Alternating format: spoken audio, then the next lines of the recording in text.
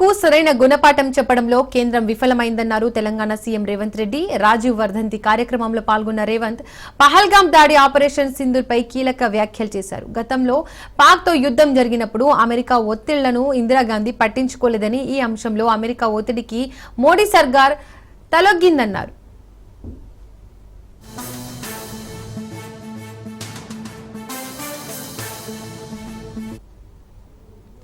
దేశంలో తీవ్రవాదాన్ని నిర్మూలించడంలో ఇందిరాగాంధీ ఆదర్శమన్నారు. దేశ సమగ్రత విషయంలో రాజకీయాలు చేయమని, దేశ భద్రతకు మేం కట్టుబడి పనిచేస్తామన్నారు.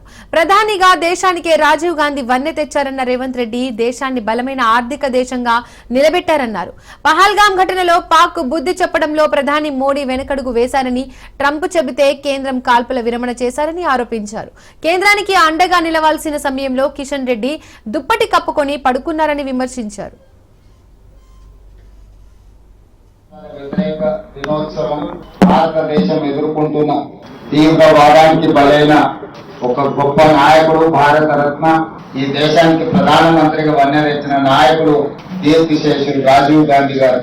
వారిని స్మరించుకోవడం, తీవ్రవాదం మీద పోరాటం చేయడం అనేది ప్రతి భారతీయుడి యొక్క లక్ష్యం. వారు ఇచ్చిన స్ఫూర్తి, వారి నాయకత్వం ఈ భారతదేశానికి 21వ శతాబ్దానికి పునాదులు వేసింది.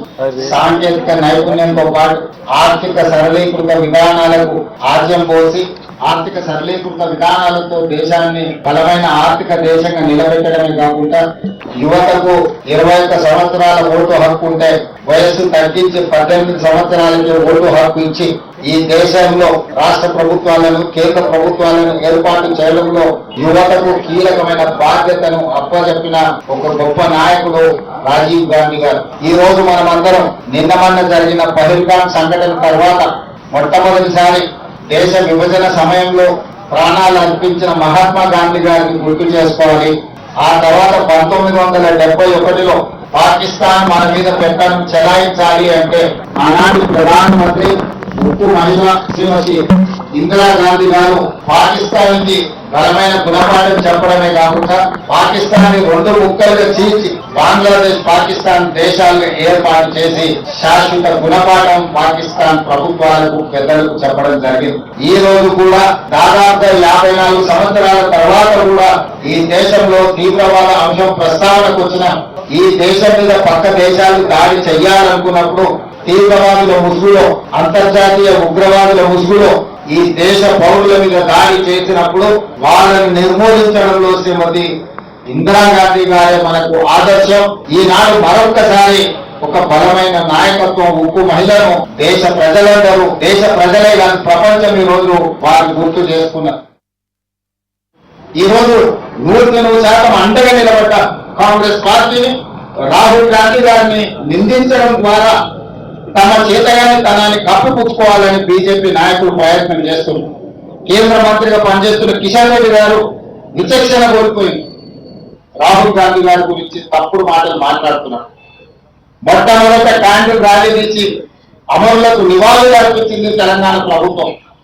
మొట్టమొదటి ఈ దేశంలోనే తిరంగ ర్యాలీ తీసి అధికార శ్రేణులతో పాటు ప్రభుత్వ యంత్రాంగం మొత్తం కదిలొచ్చి కేంద్ర ప్రభుత్వానికి ప్రధానమంత్రిగా మేమండగా నిలబడ్డాం. ఆ రోజు కిషన్ రెడ్డి ఇంట్లో దుప్పటి కప్పుకొని పడుకున్నాడు. కేంద్ర మంత్రిగా, ప్రధానమంత్రిగా అండగా నిలబడాల్సిన కిషన్ రెడ్డి ఇంట్లో పడుకుంటే తెలంగాణ రాష్ట్ర ముఖ్యమంత్రిగా, తెలంగాణ 4 కోట్ల ప్రజల తరఫున ప్రధానమంత్రి నరేంద్ర మోడీ గారికి, కేంద్ర ప్రభుత్వానికి, మన బలగాలకు మేము అండగా నిలబడి వేలాది మంది మేమున్నాం, నీకు తోడుగా నువ్వు యుద్ధం చెయ్యి అని నేను చెప్పినాం. ఆ రోజు కిషన్ రెడ్డికి అభినందించడానికి నోరు రాలేదు.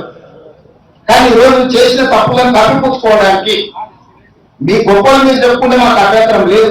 మీరు గొప్పలో, మీరు గొప్ప వాళ్ళు కాదు, ప్రజలు నిర్ణయిస్తారు. కానీ రాహుల్ గాంధీ గారిని నిందించడం ద్వారా మీ చేతగాని తనం స్పష్టంగా కనిపిస్తుంది. ఈ చేతగాని తన మాటలు మాట్లాడటం మానేసి తీవ్రవాదులకు గుణపాఠం చెప్పడానికి ఆలోచన చేయండి.